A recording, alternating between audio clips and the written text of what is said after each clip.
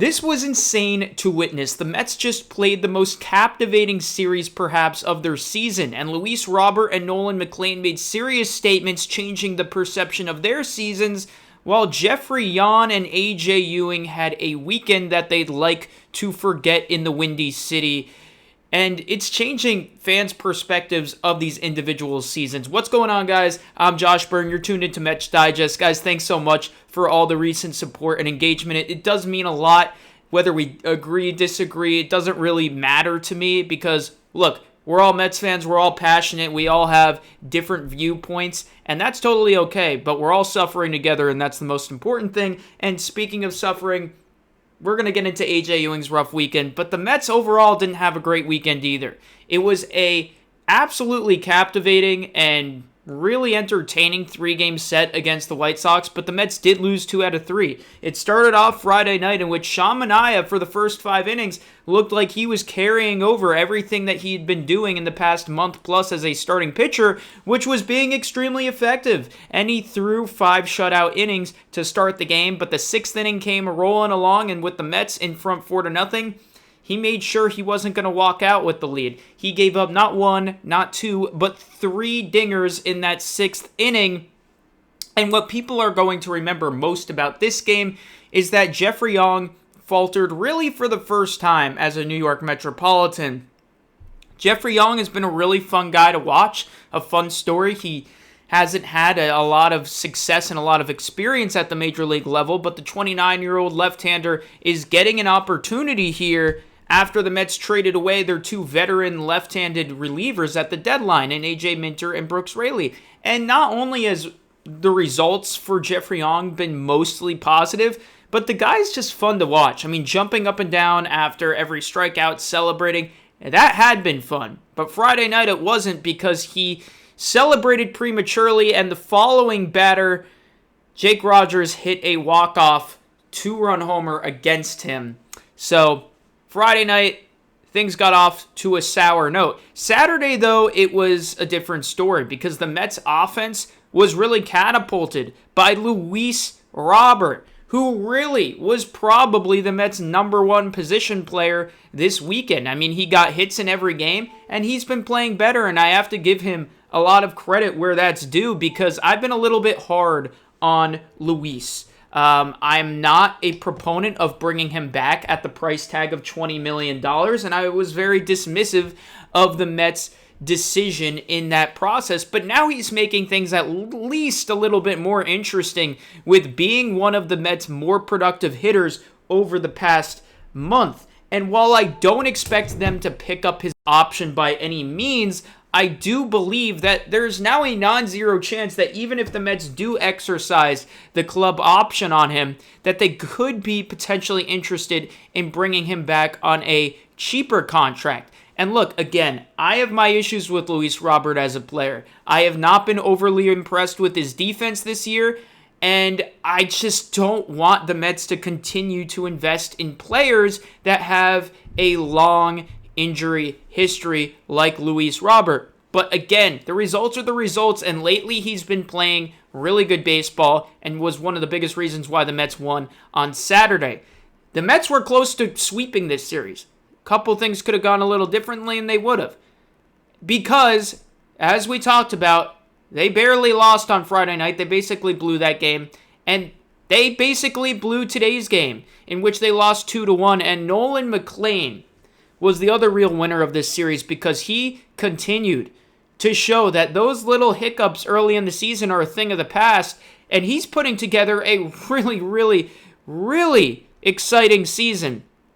I mean, the guy now has a 3.21 ERA. He's going to hit 200 strikeouts on the season. And for all the talk about Carson Bench moving up in the National League Rookie of the Year conversation, I think we have to realize, if you're not aware, Nolan Mlan is still qualified as a rookie. So he can win National League Rookie of the Year. And I'd make the argument that he has, at this point, a slightly better case, at least to me, than Carson Bench does. And I think Nolan Mlan, while I don't know if he's going to end up winning the award, has a good chance at this point to finish ahead of Bench in those rankings, maybe 2 or 3 in the National League for National League Rookie of the Year. And this has been a long, extended amount of time in which Nolan Mlan has been truly fantastic.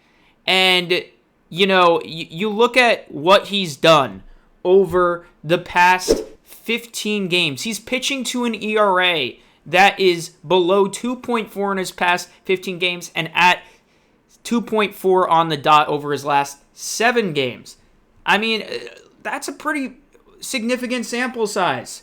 And it speaks to the level of dominance he was at last year, being more likely the guy we're going to see continuing moving forward. He had those few starts in May, and it kind of inflated his numbers, but he's been one of the best pitchers in baseball, dare I say, since then, and has reverted back to the level of performance that Mets fans had expected after his wildly impressive debut in 2025. And so, again, the Mets did lose this series, but Luis Robert and Nolan Mlan, and especially Mlan in my view, really proving to be a positive. And again, guys, the Mets are out of the playoff race.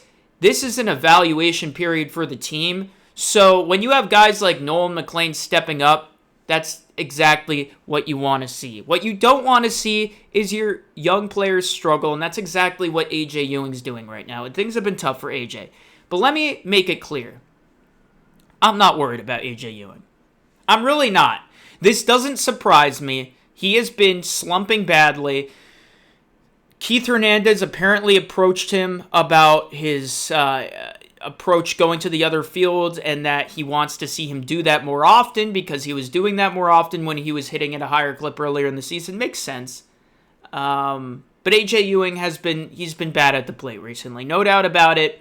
And not only was he not productive in this series, picking up 2 hits and 13 at-bats, but he struck out to end the 9th inning of the rubber game of the series in which the Mets had a chance to take the lead. Now, the Mets had tied it, and they had the bases loaded with 2 outs. A.J. Ewing struck out, and it's not a one-off. He's been striking out quite a bit, hasn't been hitting a lot of line drives, but again, the guy's 21 years old. He had a lot of success earlier in the season.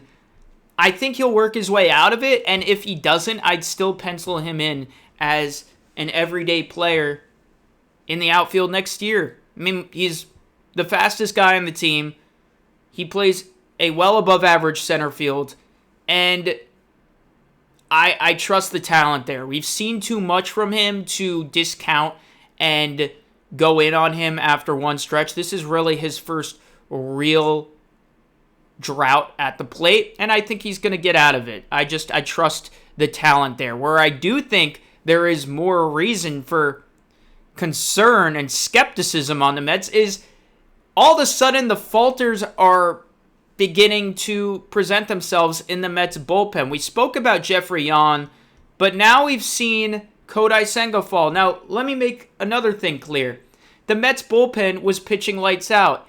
This new look bullpen was out of their minds. And they're still pitching relatively well, by the way. I mean, Daniel Duarte today, yes, he gave up a run to put the White Sox ahead 1-0, but he still did a good job escaping out of that jam. And overall, the Mets bullpen's still been pretty decent lately, but they're starting to at least suffer some adversity. It was always going to happen. It was always going to happen, and I'm not going to overreact to that. And I'm not going to overreact to Kodai Senga either, but I do think that there is a legitimate question about his future in his current role. Because this is really where he's at right now in his major league career. He couldn't make it as a starter, couldn't make it as a bulk guy out of the bullpen, and pitching these one-inning appearances has been his most effective avenue this season, and I believe moving forward. But there's still a major question as to what he can do in terms of pitching on back-to-backs. And today was his first opportunity, and it didn't go well. Look, he faced 2 batters. He gave up a home run. It is what it is. And I'm not saying that he can't do it, but for a guy that's used to pitching on 6 days rest or 5 days rest, now being asked to pitch perhaps multiple days in a row, because I mean, you really need your closer to do that sometimes. And if he's going to be the closer, he's going to need to do that. Even if Kodai Senga isn't the closer of the future and they want him in the 8th inning, you'd have to think there will be situations in which he's going to be asked to pitch back-to-backs. And it's an adjustment. And what I would say to the Mets management, if they're, miraculously watching or something, continue to put him out there. I mean, we have to see what Kodai Senga is capable and how he can continue to evolve and adapt in the bullpen. And so today he didn't pass the test of pitching on a back-to-back and being effective. You got to just throw him out there in another back-to-back situation. You got to see what you have in him and test him at every level that you can as a closer, because really, the Mets have a lot of holes to fill, and Devin Williams will be back next year. I don't think his closer role should be guaranteed to him. I'm not saying Kodai should automatically be given that closer job, but it would make sense for the Mets, who basically figure that Senga will be on the team next year and in a one-inning relief role, to continue to feed him opportunities to show them what he's capable in different situations.